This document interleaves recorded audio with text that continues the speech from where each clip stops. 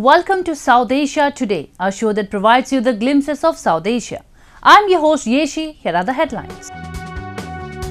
Nepal imposes stricter curbs as COVID-19 caseload touches unprecedented high.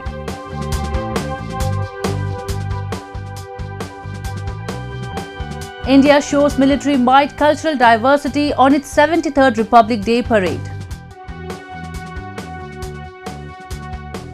And ousted from his home in POK, refugee Malik Wasim seeks Indian government intervention.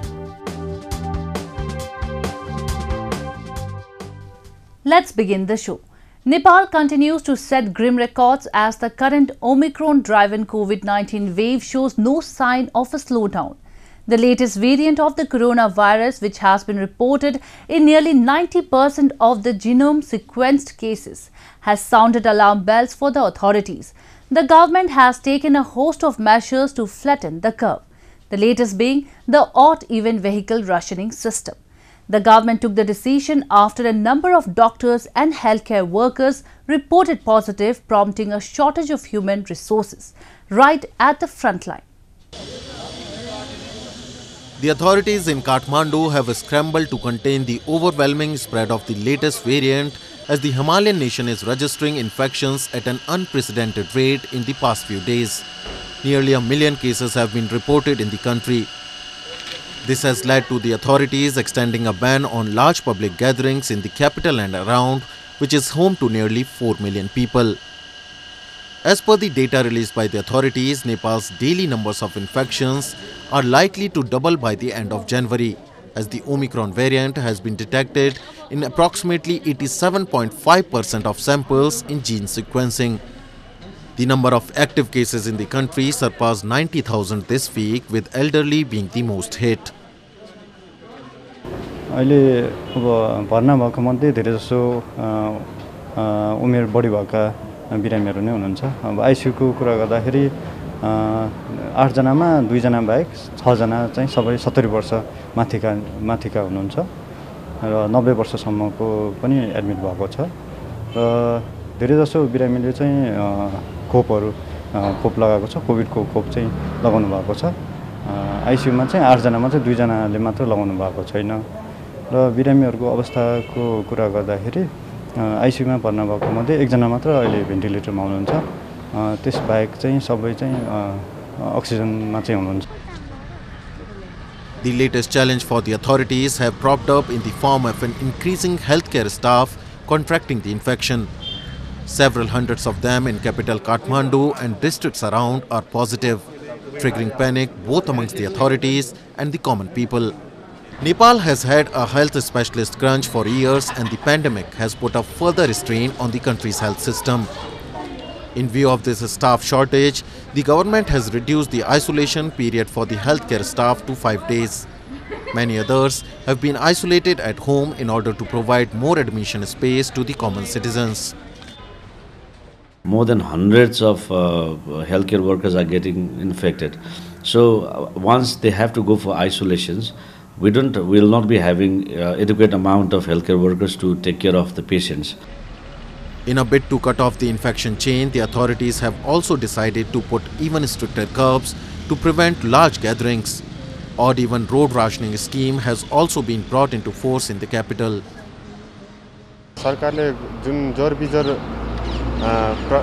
सवारी साधनमा जोरबिजोर नियम लागू गरेको छ, यसले केही हदसम्म कोरोना नियन्त्रणमा त सहयोग पुग्ला, तर यसैलाई चाहिँ कोरोना नियन्त्रणको लागि यही चाहिँ उपयुक्त कुरा हो भनेर ठान्नु हुँदैन, किनकि यसले यो चाहिँ दिगो रूपमा जान सक्दैन। यसलाई नै सरकारले अल्टरनेटिभ उपाय चाहिँ मान्नु हुँदैन जस्तो लाग्छ। तर जनता पनि अलिकति सचेत हुने हो भने, सार्वजनिक स्थानहरुमा जाँदाखेरि मास्क लगाइदिने हो भने चाहिँ केही हदसम्म कोरोना नियन्त्रणमा सहयोग पुग्ला। Country's vaccination drive has shown an improvement. Still, the numbers are not really encouraging as only a little over 42% of the population has received a double dose. The positivity rate of the country is hovering around 50%. Although the Omicron variant has been deemed mild by the people around the world, experts have warned people and the governments to not take it lightly, for it can prove to be really fatal in cases with comorbidities and amongst the elderly. India celebrated its 73rd Republic Day with patriotic fervour and enthusiasm. It commemorates the date when the constitution of the country came into force in 1950. With the grand celebrations, capital New Delhi's Rajpath showcased its military prowess and cultural pageantry.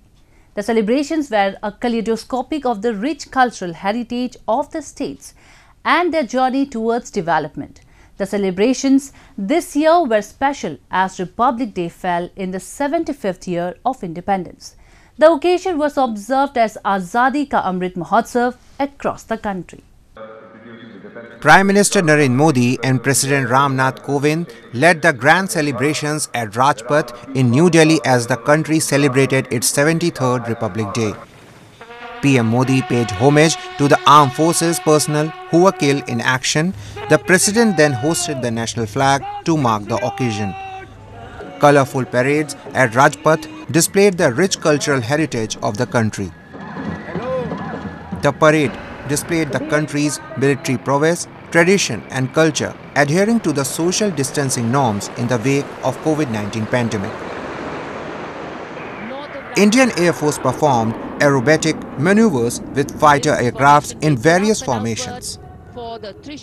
Besides India's defense capabilities, the country's cultural diversity and rapid development was displayed through tableaux of various states and government departments.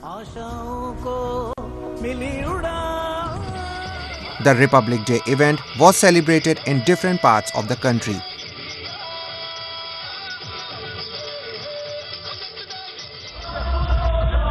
At India-Pakistan border in Punjab, the beating retreat ceremony enthralled the audiences. The drill signifies the rivalry, brotherhood and cooperation between the neighboring nations.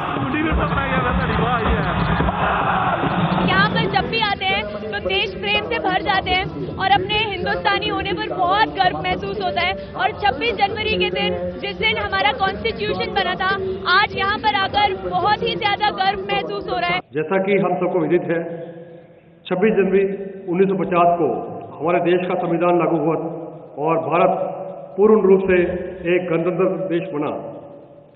हमारे देश के महान स्वतंत्रता सेनानियों के द्वारा जो संघर्ष और प्राणों की आहुति दी गई उसके कारण ही भारत को पूर्ण स्वराज मिला था। उन सब महान स्वतंत्रता सेनानियों के कारण ही आज हम सब भारतीय अपने देश में स्वतंत्रता से जी रहे हैं। इसलिए हमारी सामूहिक जिम्मेदारी बनती है कि हम आज़ादी के निहित अर्थों की अनुपालना करें तथा राष्ट्र निर्माण के प्रत्येक प्रयास में अपना समुचित योगदान दें। India observes January 26 as its Republic Day to commemorate the day when its constitution was adopted and the country was declared a sovereign republic in 1950. Though the country won the independence from British rule on August 15, 1947, it was not until January 26, 1950 that the nation declared itself a sovereign republic state.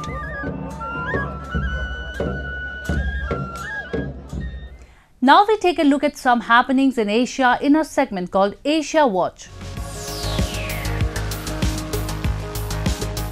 Despite the coronavirus pandemic, Japan maintains order and unity.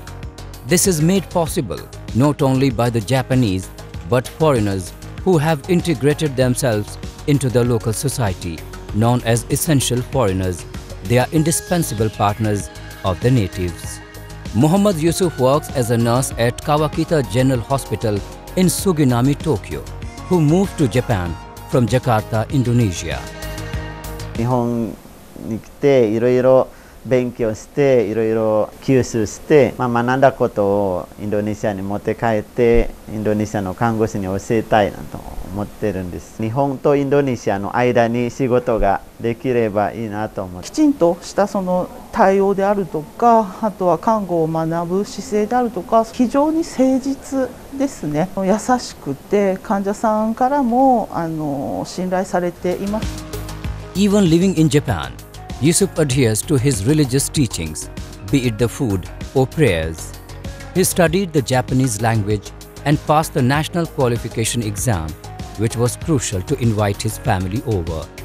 Nguyen Thai Mylon came to Japan from Vietnam at the end of 2008 to work for Misho, a clothing manufacturer in Tokyo.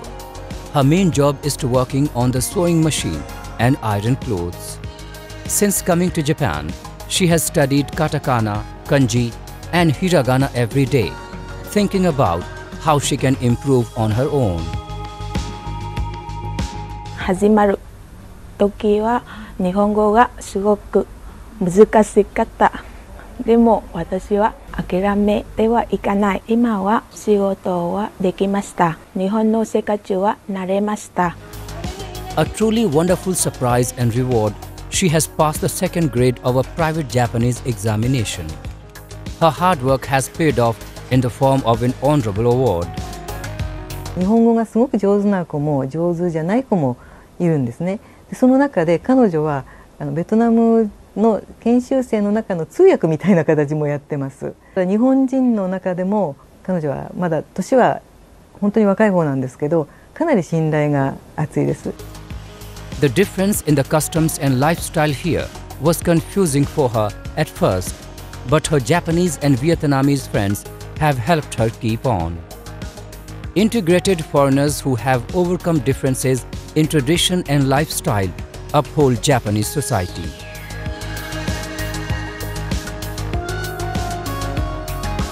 Iraqi saucer players practiced ahead of a match with Iran in a World Cup Asian qualifiers match.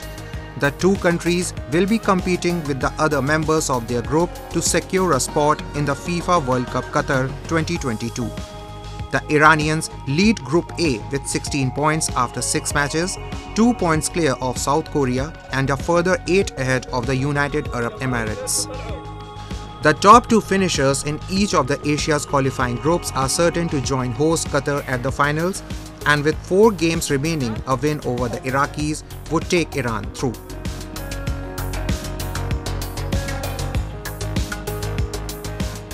The path towards decommissioning of Fukushima Daiichi nuclear power station is a huge challenge. On April 13, 2021, the government of Japan announced its basic policy, based on which preparation for discharging the ALPS treated water of the plant into the sea will be started. The news received immediate and widespread international attention, and questions were raised about the safety. The authorities of nuclear and radiation risk, Jacques-Christophe Gabriel of Institute for Radiological Protection and Nuclear Safety explains, in Fukushima Daiichi nuclear power station, preparation of discharging of ALPS treated water is progressing. Japanese government took the option of discharging ALPS treated water in the sea. As I told you, probably it was the only reasonable option. What I want to say is, from my understanding, these releases will be about the same level on what they were before the accident, when Fukushima Daiichi nuclear power plant was operating under normal conditions. So if I just focus on this technical aspect, there will be no difference. And again, I want to focus on the issue of the societal acceptance. We are now 10 or 11 years after the accident, and clearly the main issue will be the quality of the discussion, of the exchanges between the authorities, between the operator and the population. That will be the most important point, because we need to have some kind of good societal acceptance, also to fight against all reputational images that could affect Fukushima region. The government of Japan, TEPCO and other relevant parties are focused on making successful progress on this issue. It's a concrete step on the path of decommissioning the TEPCO's Fukushima Daiichi nuclear power station.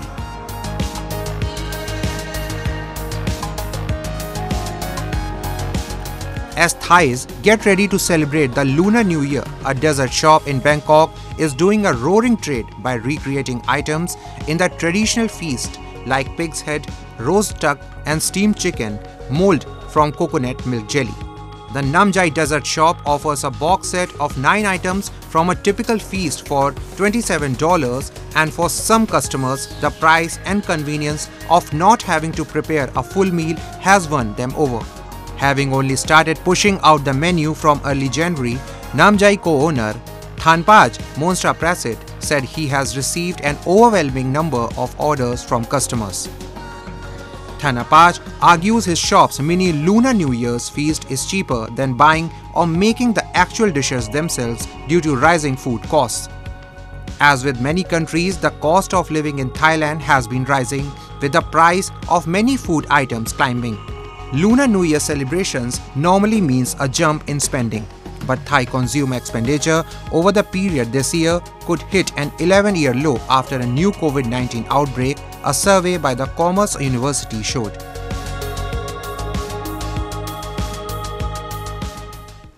Moving on to illegally Pakistan-occupied Kashmir, where Malik Wasim, a latest victim of Pakistan's notorious agenda of carrying out a systematic democratic shift. The local administration invoked a redundant, draconian law to boot out Wasim and his family from the home they were living in for over 7 decades. He is not alone in this structured attack on the people of the region. Descendants of those who lived here before Pakistan occupied the region are constantly harassed, arrested and brutalized by the same agencies. We have a report. Malik Wasim is the latest victim of Pakistan's notorious agenda of carrying out a systematic demographic shift in Pakistan-occupied Kashmir. The local administration evoked a redundant draconian law to boot out Wasim and his family from the home they were living in for over 7 decades. He was even arrested and put behind bars. A pre-arrest video of Wasim, which has gone viral on social media, he is seen expressing his ordeal. He also said that he was considering giving up his life after his repeated badgering by the police. He also urged the government of India to rescue his family and others who were suffering at the hands of the barbaric regime. ये police इंतजामिया ने हमारा घर seal कर दिया है। मैं यहाँ पे अपने हैसियत से इस हैसियत से मैं ऐलान करता हूँ कि फौरी तौर पे कमिश्नर मुजफ्फराबाद कुछ भी हुआ ये बच्चे मेरे बैठे हुए हैं, ठीक है। मैं खुद फौजी करने जा रहा हूँ। कमिश्नर मुजफ्फराबाद, तहसीलदार मुजफ्फराबाद जिम्मेदार है, या मैं फिल फौर हमारा घर खोलें, अदरवाइज हमें हिंदुस्तान इंडिया से मदद करते हैं। हम मोदी से मदद तलब कर रहे हैं कि आओ और इनको सीधा करो। ये रकबे तुम्हारे हैं मोदी, ये सिखों के, गैर मुस्लिमों के रकबे हैं, किसी के बाप के नहीं है, ठीक है, ना पुलिस के ना किसी और के। गैर मुस्लिमों के रकबे, गैर मुस्लिम आए। हम अपील करते हैं हिंदुस्तानी गवर्नमेंट से कि खुदारा नरेंद्र मोदी आओ और इस जुल्म से यहाँ निजात दिलाओ लोगों को। जहाँ तुम्हारे रकबे, तुम्हारे विरासत में रकबे मिले हुए, ये लोगों को आके बदमाशी करते हैं, ठीक है। आज इन्होंने हमें पे दखल किया है। इस वक्त मेरे बच्चों को घर से निकाला है, बरसती बारिश में मैं रोड पे बैठा हुआ हूँ। Wasim is not alone in this structured attack on the people of the region. Descendants of those who lived here before Pakistan occupied the region are constantly harassed, arrested and brutalized by the same agencies that protect them in documents. Those who do not toe the line of Islamabad also meet the same fate. Hundreds of them have been forced to flee their homes to prevent this persecution. Many hundred others were evicted forcefully. Kashmiri activists call out the narrative Pakistan tries to peddle in the international community and say Kashmiri under Pakistani occupation are being wiped out with genocidal intent. Only those who are potential cannon fodder or force multiplier to its lie get to live in peace. After all, for God's sake, we are Indian citizens living under the occupation of Pakistan. Legally, By default, we are Indian citizens. We are living in a bloody prison camp. पूरा POJ के एक prison camp है जिसमें हम रह रहे हैं. हम तो जंगी कैदी हैं. पूरा POJ के एक गैरिजन इलाका बना दिया. हर तरफ बाड़ लगी है, हर तरफ चेक पोस्ट पॉइंट्स बनाए हुए हैं इन्होंने. कोई इधर से उधर टस से मस नहीं हो सकता. इनकी जो है वो फुल बदमाशी चल रही है.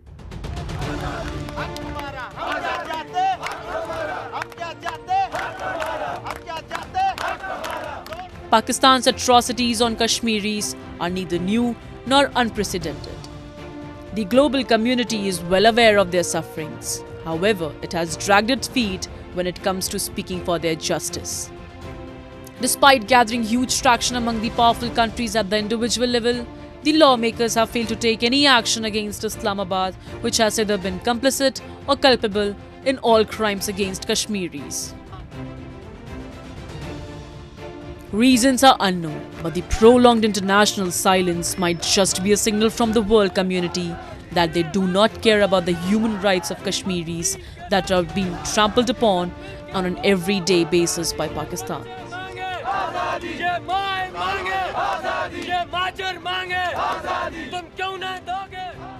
Next, we move on to Jammu and Kashmir, where the administration is eyeing eco-tourism promotion. As the territory's beautiful mountainous landscapes and lush green forest have always enticed tourists, Forest Department has started a special training program for its employees to improve their hospitality skills and provide the best of services to visitors. Have a look. The COVID-19 pandemic has led many city dwellers to flock to rural areas to self-isolate around nature. This migration has come up as an opportunity for hilly areas to give boost to eco-tourism. And the Forest Department of Jammu and Kashmir is fully utilizing it. From identifying various spots to developing new trekking routes, the department is making every effort to promote eco-tourism. In a recent initiative, it organized a special training program for its employees to cater to the demand of the tourists visiting the forest rest houses.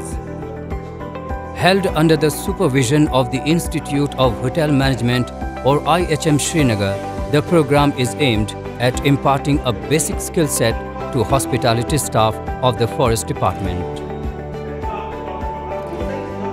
हमारे department ने काफ़ी सारे जो forest rest house बनाए हुए हैं उसमें staff को यहाँ भेजा इको टूरिज़म के लिए, ताकि जिस तरह टूरिज़म डिपार्टमेंट पे लोगों को हेल्प मिल रही है, जो गेस्ट जा रहे हैं उनको हेल्प मिल रही है, फॉरेस्ट डिपार्टमेंट भी चाहता है कि हमारे हार्ट्स में भी वैसा होना चाहिए. जिस तरह वहाँ पे हमारे अच्छे फॉरेस्ट रेस्ट हाउस जो हैं बड़े अच्छे हैं, उनमें काफ़ी पैसा लगा हुआ है हमारे डिपार्टमेंट की तरफ से, अच्छा डेकोरेशन. तो लोग प्रेफर कर रहे हैं आज की डेट में सर कि फॉरेस्ट डिपार्टमेंट के रेस्ट हाउस को ही कि में ही जाएँ, क्योंकि वो सर उसमें अच्छी फैसिलिटीज़ हैं. तो इसलिए डिपार्टमेंट ने भी हमें यहाँ सर भेजा, हम ट्रेनिंग करके यहाँ से वापस जाएंगे. The training session covered both theory and practical classes. Besides upgrading the skill set of the forest staff in the area of housekeeping, catering and front office management, the training also covered culinary skills, including confectionaries and other local delicacies. From giving tips on chopping, peeling and grating to making the proper use of spices, attention was paid on every minute detail so that tourists can avail the best of services. देखिए forest जो department के लोग आए हैं, they are watchmans and guards, तो they are taking care of guest house. तो guest house में जो ट्रेनिंग ये ले रहे हैं, वहाँ पे जो गेस्ट हाउस में ये वहाँ पे गेस्ट आ रहे हैं, उनको ये सूटेबिलिटी और उनको जो बेस्ट कंफर्ट दे सकते हैं वो तब दे सकते हैं जब इनको एक ट्रेनिंग मिल जाए. How to the process of bed making and how to learn about normal cooking procedures. तो इन सब से क्या होगा, दे आर वेल वर्ज, पर ये सीखने से ये अपडेटेड हो जाएंगे, और अपडेटेड होने से क्या होगा, कोई भी गेस्ट आएगा उसकी कंफर्टेबिलिटी लेवल हाई हो जाएगी, उसको अच्छा लगेगा वहाँ पे स्टे करना. The training session was also conducted in view of the recent decision of the Forest Department to open the forest rest houses for tourists. These houses will soon be made available to the visitors through online booking giving impetus to ecotourism. At present, only 20 employees are being trained at IHM Srinagar, and slowly the other employees too will be trained. Such initiatives being made to promote ecotourism will not just glorify the offbeat destinations along with their rich culture and traditions, but also bring a revolution in the tourism industry of Jammu and Kashmir. It's time for me to wrap up today's episode. We will be back next week at the same time. This is Yeshi signing off on behalf of the entire production team of South Asia Today. Goodbye and take care.